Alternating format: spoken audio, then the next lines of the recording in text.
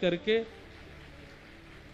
उन्हीं से ही, उसी के नाद से ही गोपियों को बुलाइएगा और महारास कीजिएगा, ताकि हनुमान जी का जो वचन है वो पूर्ण हो जाए। वैसे भी हमारे ब्रज के भाव में भी वंशी जो है ये महादेव का रूप मानी गई हैं और महादेव के ही रुद्रावतार हैं श्री हनुमान जी महाराज। तो दोनों पक्ष हैं, महादेव का स्वरूप भी है और हनुमान जी के स्वरूप में भी है। और एक बात, अगर उसको वाद्य दृष्टि से ना देखा जाए, एक इंस्ट्रूमेंटल दृष्टि से ना देखा जाए, तो वंशी क्या कर रही है? जीवात्मा को परमात्मा से मिला रही है, आचार्यत्व कर रही है, आचार्य का काम। और हनुमान जी आचार्य हैं, जीवाचार्य हैं। तो हनुमान जी अपनी कार्य की सिद्धि करने, समस्त गोपियों को ठाकुर जी से मिलाने की योजना बना रहे हैं। और आज जैसे शरद पूर्णिमा का चंद्रमा उदयमान हुआ, भगवान ने जैसे अपने अधर पर वेणु को धारण किया, अपनी कोमल उंगलियों से उसके छिद्रों को आच्छादित किया, बाज उठी वंशी वृंदावन में।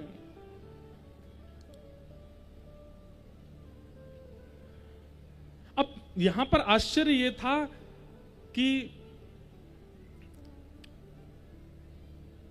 कृष्ण प्रेम में उन्मुक्त जो गोपियां हैं, केवल उनको स्वर नहीं शब्द सुनाई दे रहा है, और बाकी जितने भी ब्रजवासी हैं सबको स्वर सुनाई दे रहा है। मतलब अब जैसे हमारे बेंजो वाले भैया बेंजो बजा रहे हैं, आपको स्वर सुनाई दे रहा है, शब्द नहीं, उसमें से शब्द नहीं प्रकट हो रहे हैं, स्वर प्रकट हो रहा है। लेकिन ठाकुर जी जब वंशी बजा रहे थे तो कृष्ण प्रेम में उन्मुक्त जो गोपियां थीं, उनको ऐसा लग रहा था मानो कोई शब्द से हमें पुकार रहा है। वेणु की ध्वनि वायुमंडल में भ्रमण करती हुई जाती और गोपी के कान में कहती, अरे चल गोपी, तेरी प्रतीक्षा कर रहा हूं मैं, जल्दी आजा। उसके कानों में शब्द सुनाई देता है। जगौ कलम बाम दृशाम मनोहरम, ठाकुर जी ने क्लीम शब्द का प्रयोग किया है वेणुनाद में, वहां शब्द निकला है। और गोपियों के कर्ण रंध्र में जाकर के वो शब्द कहता है, चल गोपी जल्दी आजा, तेरी प्रतीक्षा कर रहा हूं। और जो जो गोपी उस स्वर को सुनती है, शब्द को सुनती है, दौड़ती है कृष्ण से मिलने के लिए। कोई अपना श्रृंगार कर रही थी, कोई बालक को दुग्ध पिला रही थी, कोई अपने पति को भोजन करा रही थी, कोई स्नान कर रही थी। जैसी अवस्था में शब्द कान में पड़ा है, अस्तव्यस्त अवस्था में दौड़ी हैं गोपियां।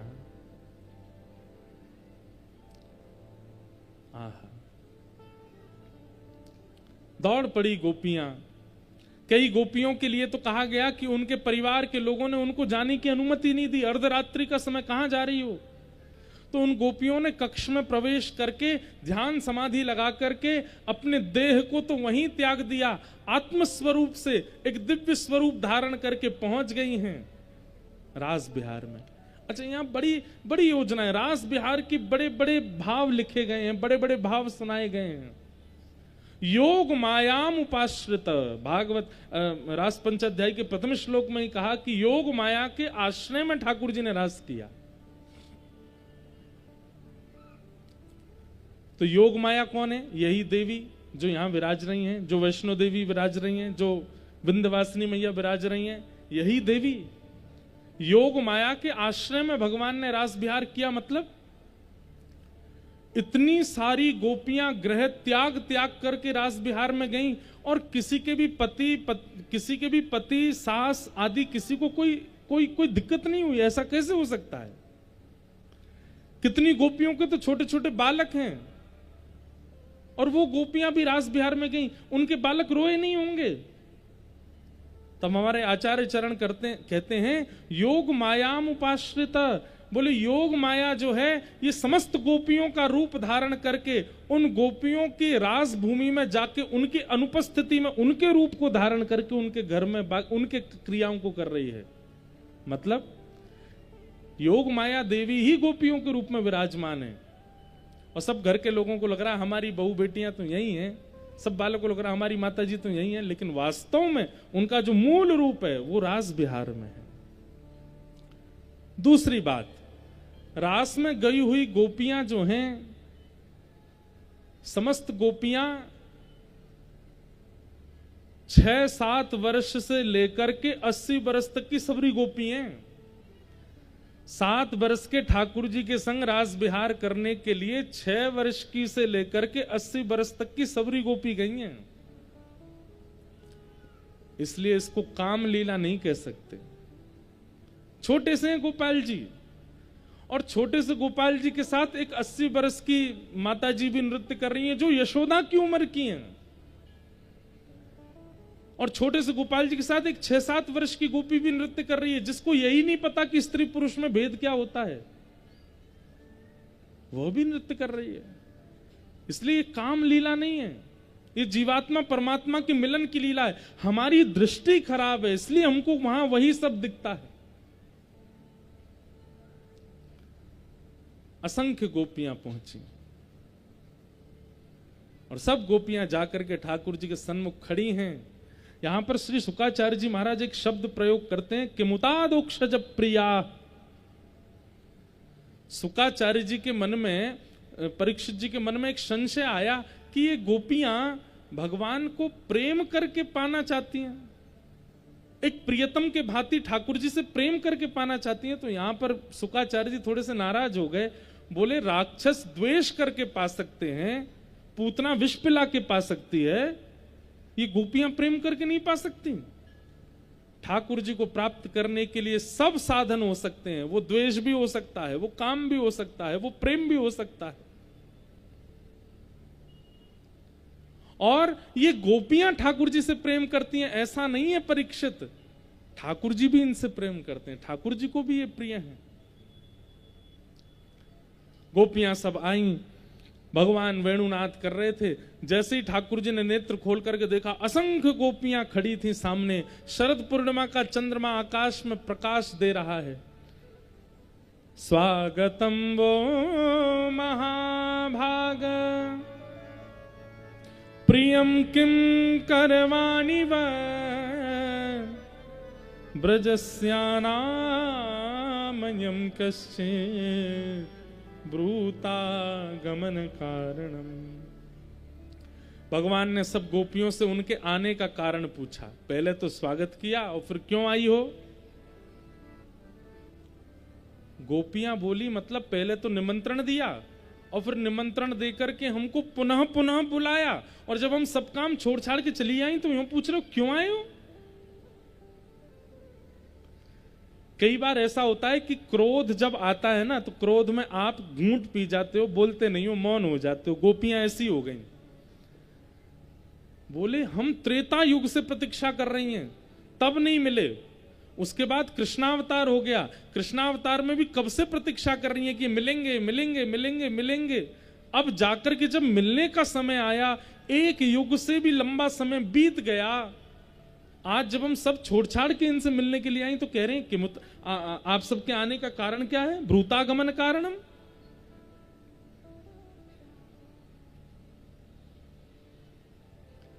इनके नाटक ही खत्म नहीं हो रहे, मिले ही नहीं रहे अच्छे से, अब भी पूछ रहे हैं क्यों आई हो। भगवान ने यहां 10 श्लोकों में गोपियों को वापस घर जाने के लिए कहा। स्त्री धर्म क्या होता है उसके बारे में बताया।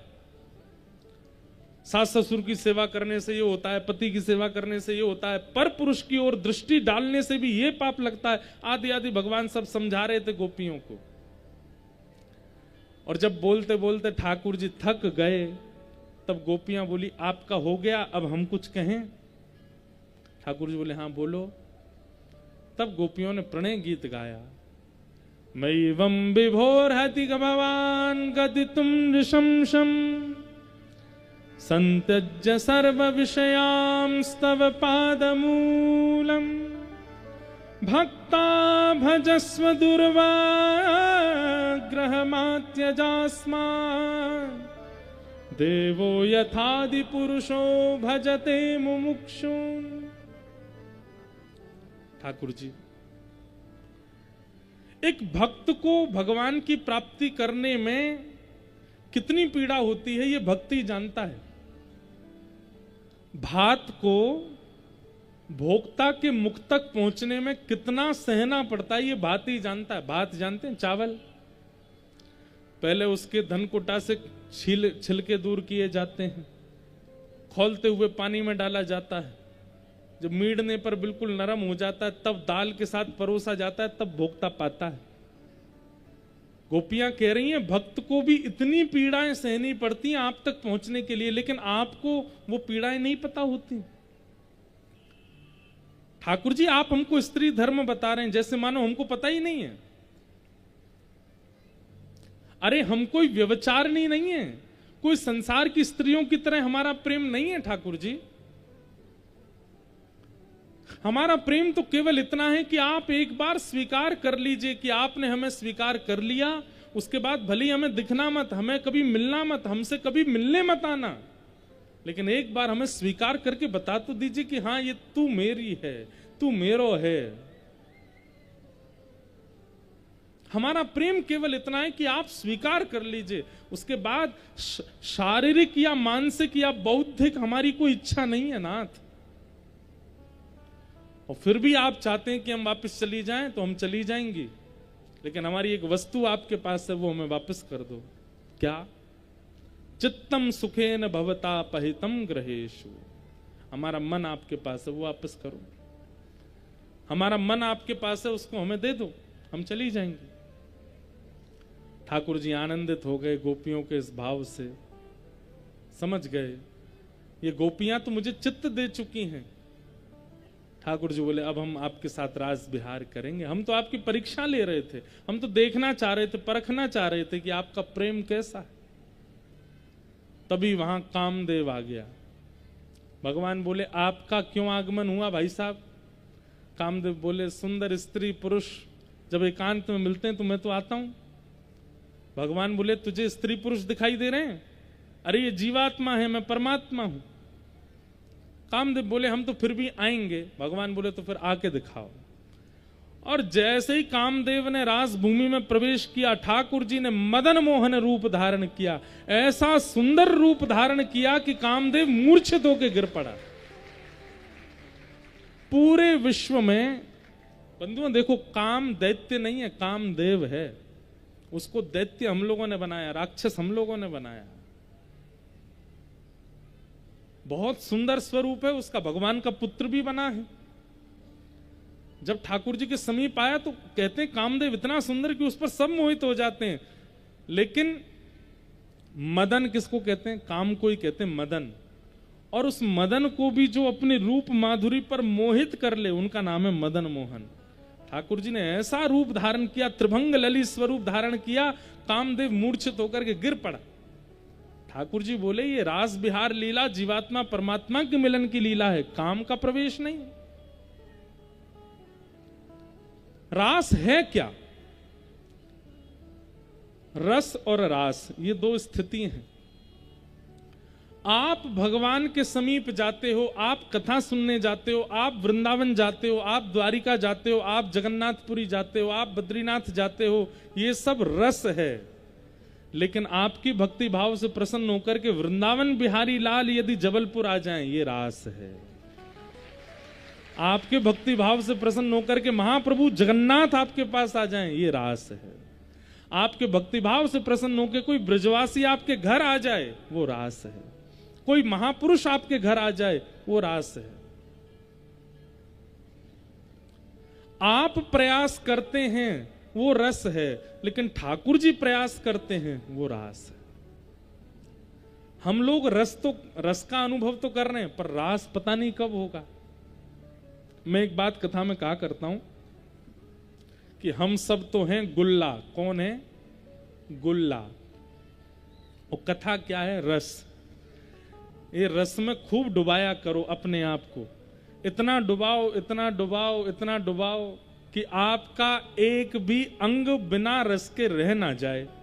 तो आप क्या बन जाओगे? और जब रसगुल्ला बन जाओगे तो ठाकुर जी का उतना भोग लगावे आ जाएंगे आपके पास, वही रास हो जाएगा।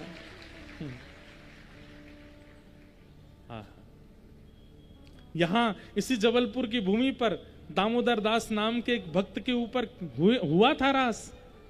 स्वयं वृंदावन, स्वयं यमुना जी, स्वयं श्री हितरवंश महाप्रभु प्रकट हो गए थे और प्रकट होकर के अनुभव कराया था। इसलिए जबलपुर की भूमि तो पहले से रास की अधिकारिणी है। आप लोगों को थोड़ा प्रयास करने की आवश्यकता है, रास तो हो जाएगा। ठाकुर जी आपके लिए आ जाएंगे यहां पर।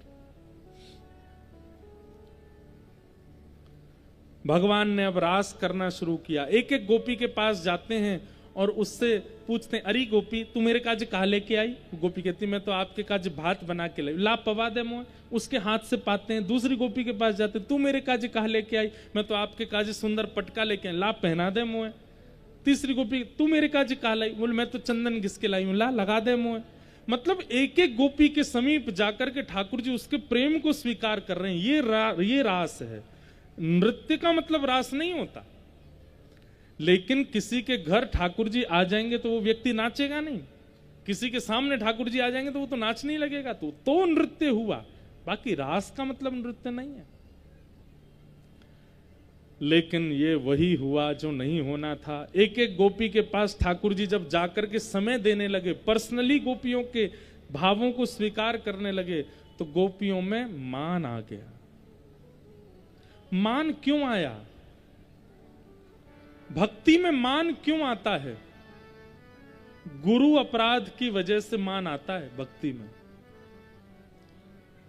बिना किशोरी जी के गोपियां रास बिहार में आ गई हैं, बिना आचार्य के, बिना गुरु के रास बिहार में आ गई, इसलिए अपराध हो रहा है, इसलिए मान आ रहा है। अभी तक किशोरी जी का आगमन नहीं हुआ था रास भूमि में, इसलिए गोपियों को मान हो गया। अगर गुरु सहित आती तो गोपियों को मान नहीं होता। और जैसे ही गोपियों को मान हुआ, अरे त्रिभुवन सुंदर कृष्ण और विश्व सुंदरी हम गोपियां, ये हमारे रूप पर मोहित होकर के कभी हमारी गोद में लेट जाते हैं, कभी हमारे हाथ से पूड़ी पाते हैं, कभी हमारे हाथ से जल पीते हैं, कभी हमसे चंदन लगवाते हैं। ठाकुर जी बोले, अच्छा तुम्हारे रूप पर मोहित होकर के कर रहा हूं मैं? ठाकुर जी बोले, ये मान मुझे प्रिय नहीं है। और जैसे ही गोपियों को मान हुआ, रास भूमि के मध्य से ठाकुर जी अंतर ध्यान हो गए। और अंतर ध्यान श्री कृष्ण को खोजने के लिए गोपियां यत्र तत्र भटकती हुई जैसे ही यमुना तट पर पहुंची, तब वहां किशोरी जी प्राप्त हुई।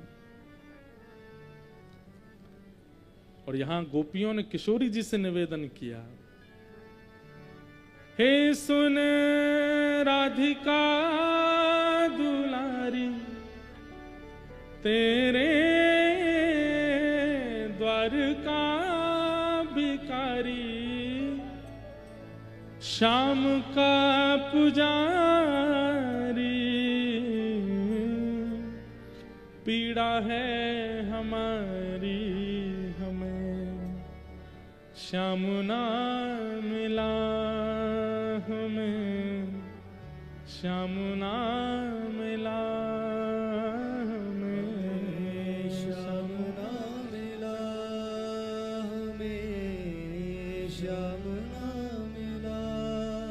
हम सोचते थे कान्हा कहीं कुंजन में होगा, सोचते थे कान्हा कहीं कुंजन में होगा। हो अभी तो मिलन का हमने सुख नहीं भोगा, अभी तो मिलन का हमने सुख नहीं भोगा। सुन के प्रेम की परिभाषा, सुन के प्रेम की परिभाषा, मन में बंधी थी जो आशा, मन में बंधी थी जो आशा, आशा हुई रे निराशा, झूठी दे गया दिलाशा हमें, श्याम ना मिला हमें, श्याम ना मिला। हे सुन राधिका दुलारी, सुन राधिका दुलारी, तेरे तेरे द्वार का भिखारी हूँ मैं श्याम का पुजारी, पीड़ा है हमारी हमें श्याम ना मिला, हमें श्याम ना मिला, हमें श्याम ना मिला, हमें श्याम ना मिला। गोपियों ने गोपी गीत गाया, जयति तेधिकम जन्मना ब्रजः श्रयत इंदिरासस्वदत्र ही। गोपियों ने किशोरी जी की कृपा से गोपी गीत गा करके ठाकुर जी की मानो एक तनिक सी व्याज स्तुति जैसे की, कभी तो स्तुति करती हैं, कभी कोई व्यंग करती हैं, फिर कोई स्तुति करती हैं, फिर कोई व्यंग करती हैं। इस प्रकार गोपियों ने गोपी गीत गाया। लेकिन गोपी गीत गाते गाते जैसे ही गोपी गीत के विश्राम में हृदय भर आया गोपियों का, और ताशामाविर्भूत सौरी स्मयमाय मुखाम्भुज पीतांबर श्रगवी साक्षान मनमथ मनमथ रुरुदुः स्वस्वरम राजन कृष्ण दर्शन लाल सा। गाते गाते गाते जब गोपियों के नेत्रों से अश्रु प्रपात होने लगा, प्रेम विगलित जब हृदय होने लगा, गोपियों के अश्रुबिंद देख करके ठाकुर जी स्वयं को रोक नहीं पाए और पीतांबरी पहन करके श्री श्याम सुंदर पुनः रास मंडल में जो अंतर ध्यान हुए थे पुनः प्रकट हो गए। बोल रास रासेश्वर भगवान की। ठाकुर जी अंतर ध्यान हुए थे, लेकिन गोपियों की करुण पुकार से पुनः प्रकट हो गए। दो कारण हैं। पहला तो अब आचार्य युक्त हो गई हैं, किशोरी जी साथ में है। गुरु सहित जब पुकार की जाती है, गुरु की आज्ञा से जब पुकार की जाती है, तो गुरु आपको सुरक्षित पुकार करने का भाव बताता है। ठाकुर जी उससे प्राप्त होते हैं। और दूसरा, गोपियों ने जिस करुण भाव से गोपी गीत में ठाकुर जी को पुकारा है, बुलाया है और जो निवेदन किया है, उन सब भावों से ठाकुर जी अति प्रसन्न हो गए। मैं एक बात कहता हूं कि जिसको पाना है ना ठाकुर जी को, उसको गाना तो पड़ेगा। बिना गाए ठाकुर जी मिलेंगे नहीं। इसका मतलब ये नहीं कि कंठ अच्छा होना चाहिए, बहुत अच्छी स्वर लहरियां होनी चाहिए।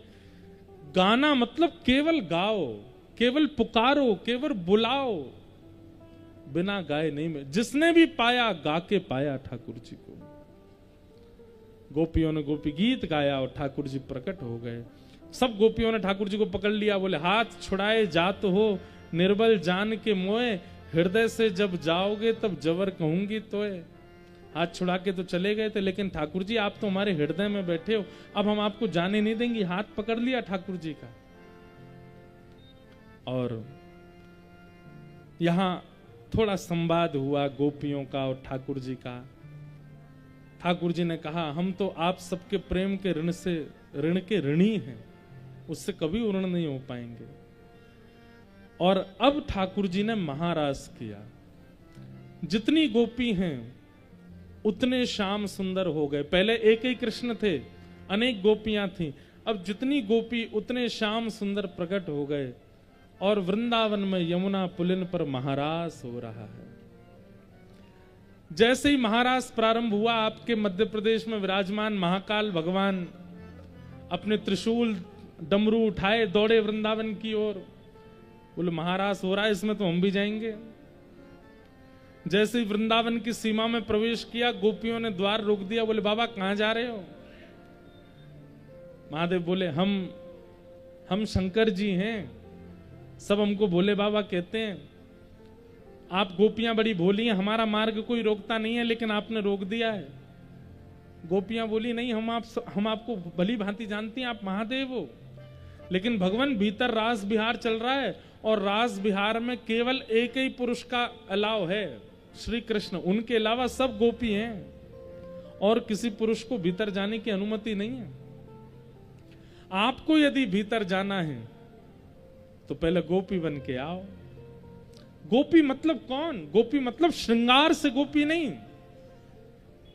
नेत्र कृष्ण को देखना चाहे, नासिका कृष्ण को सूंघना चाहे, जिह्वा कृष्ण का आस्वादन करना चाहे, कान कृष्ण को सुनना चाहे, हाथ स्पर्श करना चाहे, पैर नृत्य करना चाहे, मतलब इस देह की और कोई कामना ही नहीं है, केवल कृष्ण है। जो अपनी प्रत्येक इंद्रिय से कृष्ण को पाना चाहे वही गोपी है। और जो प्रत्येक इंद्रिय से पाने लगेगा उसके बाह्य भेष में गोपित्व दिखने तो लगेगा। महादेव ने तुरंत अपना कमंडल आगे किया, भिक्षाम देही माते, अन्नपूर्णा मैया प्रकट हो गई भिक्षा लेकर के। महादेव ने कमंडल पीछे किया, अन्न की भिक्षा नहीं, आज अपने श्रृंगार की भिक्षा दो। और अन्नपूर्णा मैया ने महादेव का गोपी स्वरूप धारण कराया। नाक में नथनी पहनाई, कानन में कुंडल पहनाए, आंखन में काजल लगायो, जटा खोल करके केश बना दिए, सर्प बिच्छू आदि जो पहन रखे सबको कहा तुम लोग सब लोग जाओ। सुंदर गहने पहनाए, लहंगा पहनायो, हाथन में चूड़ी पहनाई, हाथन में महावर लगायो। जैसी चुनरी पहनाई वृंदावन में यमुना तट पर प्रकट हो गए। बोलो गोपेश्वर महादेव की। महादेव गोपी बन करके आए और जैसे ही गोपी बनकर के पधारे, गोपियां बोली पहले मुख दिखाना पड़ेगा। महादेव बोले जिसके लिए सजे हैं वही देख सकता, हमको और कोई नहीं देख पाएगा। गोपी बोली नहीं नहीं, रूप तो दिखाना पड़ेगा। महादेव ने जैसे ही घूंघट ऊपर किया, आहा, ध्याये नित्यम महेशम रजत गिरि निभम चारु चंद्रावतंशम। आज ये वाला स्वरूप है ही नहीं ठाकुर जी का। आज त्रिनेत्रों में काजल लगा है, होठों पर लालिमा लगी है, कानन में कुंडल पहने हैं, आहा, मांग में सिंदूर भरो है, सुंदर चंदन की पत्रावली करी है, गले में सुंदर हार पहने, हाथन में कड़ूला पहने हैं, और बताएं साथ में मूछन पे इत्र लगो भयो है।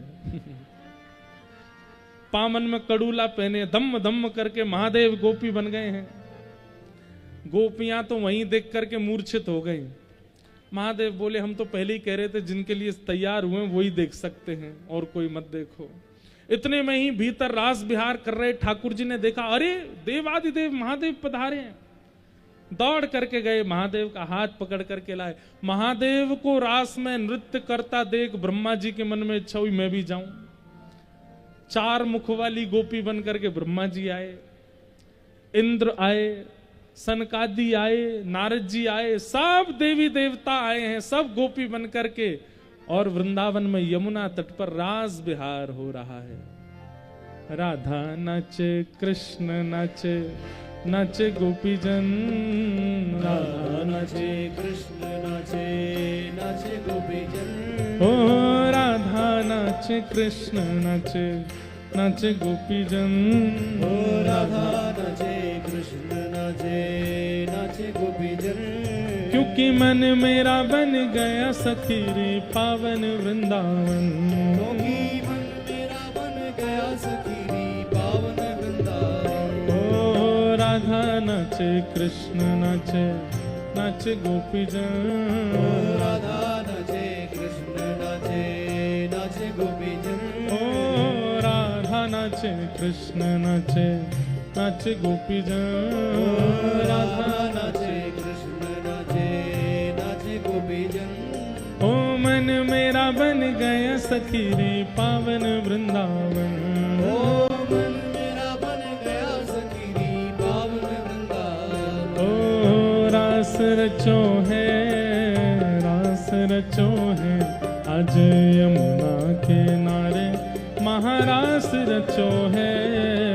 रास रचो है, रास रचो है, यमुना किनारे महारास रचो है। ओ रास रचो है, रास रचो है, आज यमुना किनारे महारास रचो है।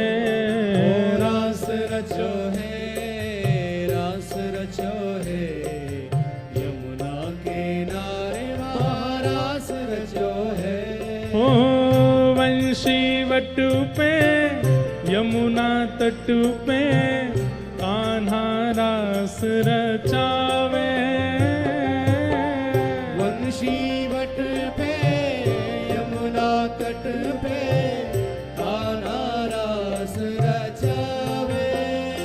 ओ गोपी बन के शंकर आए गोपेश्वर कहलाए। गोपी बन के शंकर आए गोपेश्वर कहलाए।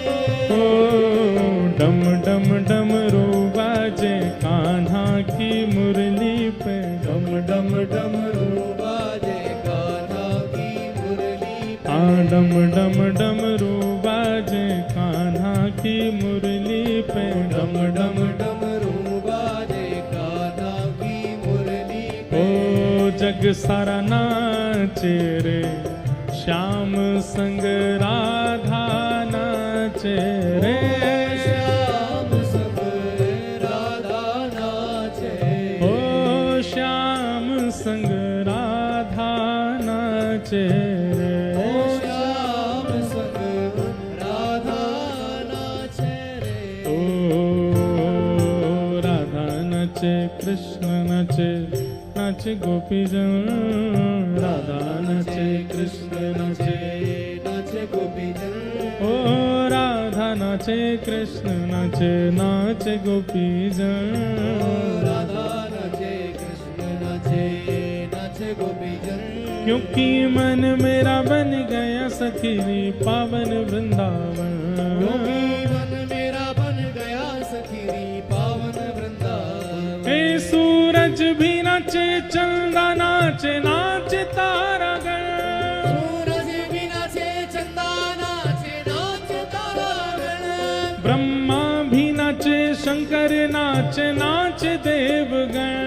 ब्रह्मा भी नाचे शंकर नाचे नाचे देवगण। हे यमुना भी नाचे गंगा नाचे नाचे नदीगण। यमुना भी नाचे गंगा नाचे नाचे नदीगण। यमुना भी नाचे गंगा नाचे नाचे नदीगण।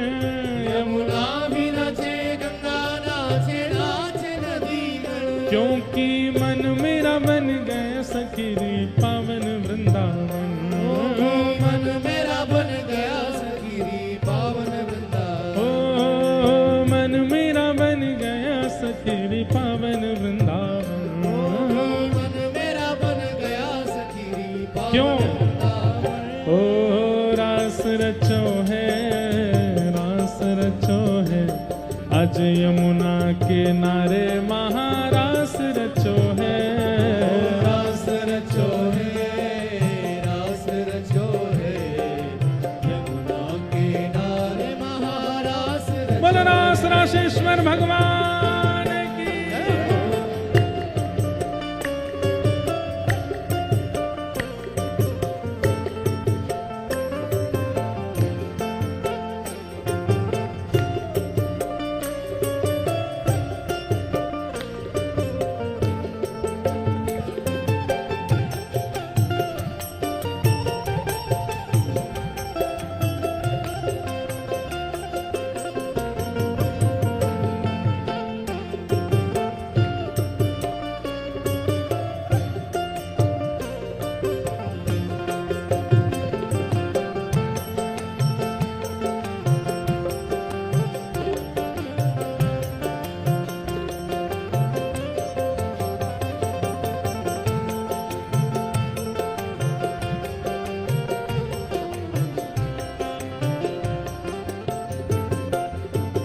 हे चंद्र किरण सा श्याम सलोना दो आंखें कजरारी।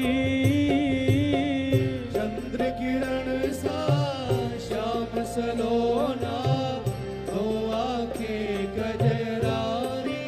हो ठुमक ठुमक नाचे गोपियन के संग जग का पालन हारी। ठुमक ठुमक नाचे गोपियन के संग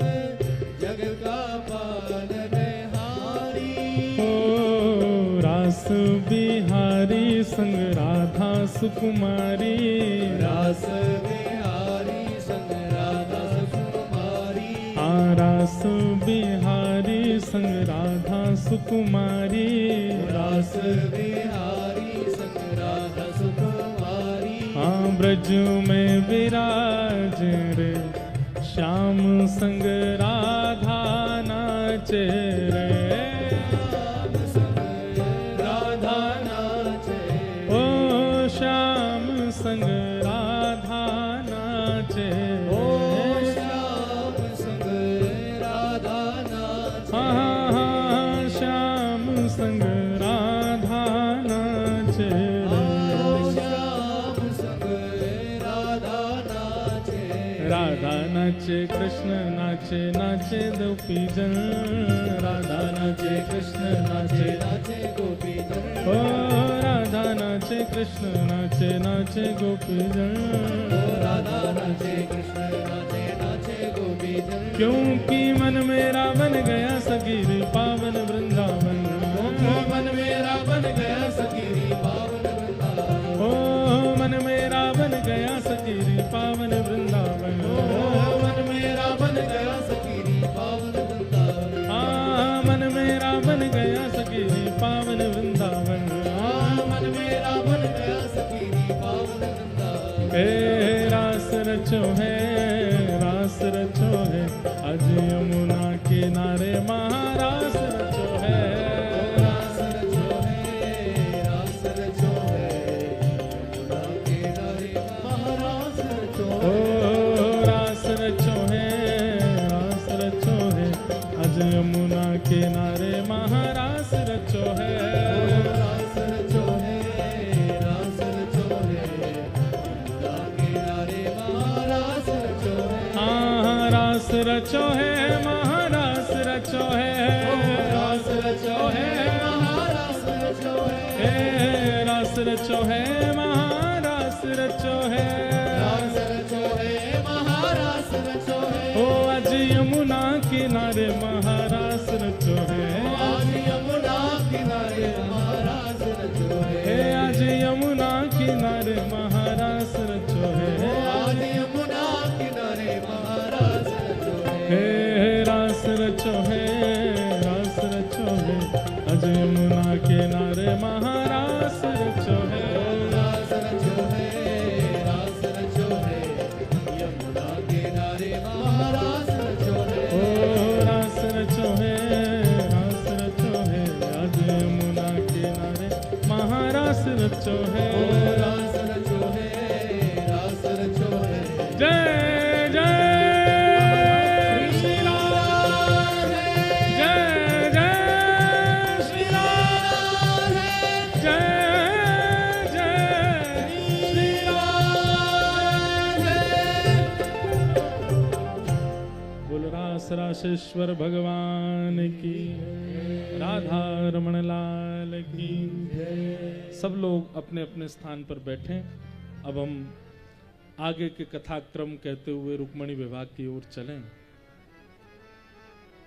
भगवान ने यमुना के तट पर रास विहार किया और आज तक ठाकुर जी का रास विहार ब्रज वृंदावन में चल रहा है। आज भी ठाकुर जी रास विहार वृंदावन में करते हैं। कई लोग कहते हैं निधिवन में करते हैं, सेवा कुंज में करते हैं। हम कहते हैं कण कण में आज भी रास है, देखने वाली दृष्टि हो। आज भी ठाकुर जी का रास होता है।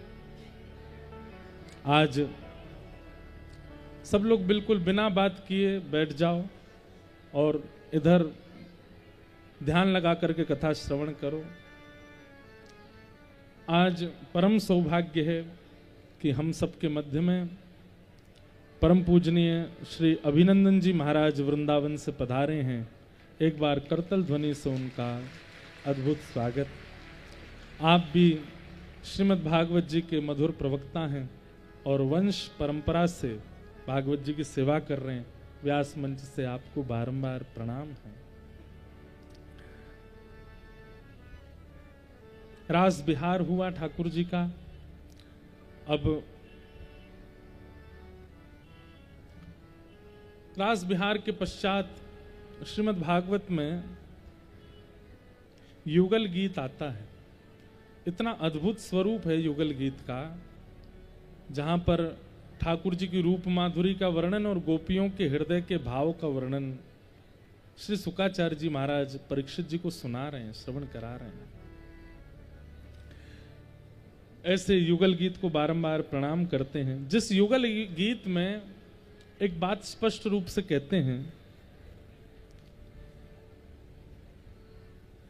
विविध गोप चरणेषु विदग्धो वेणुवाद्य उरुधानिज शिक्षा तपसुतः सति यदा दरबिंबे दत्त वेणुरनयत स्वर जाति।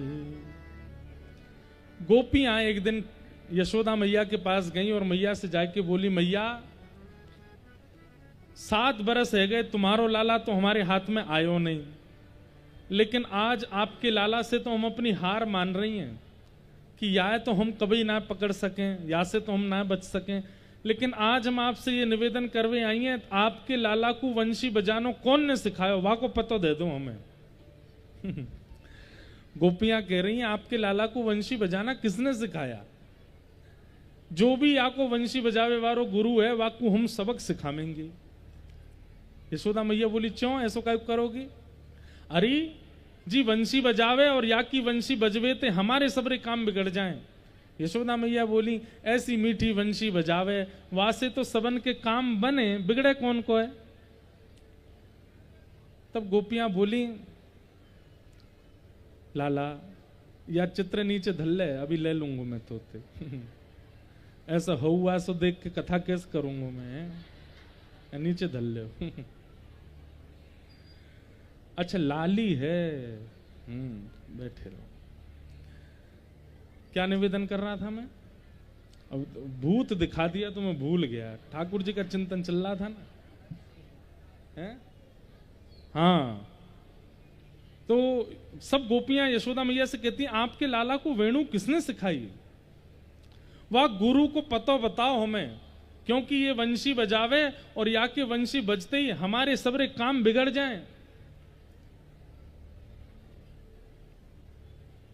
तब यशोदा मैया कहती हैं, वेणु वाद्य उर्धा निज शिक्षा। यशोदा मैया कह रही, मेरे लाला कोई तो सीखवे ना गए हो, या कि अपनी स्वयं की शिक्षा है, खुद सीखो या ने वंशी बजाने।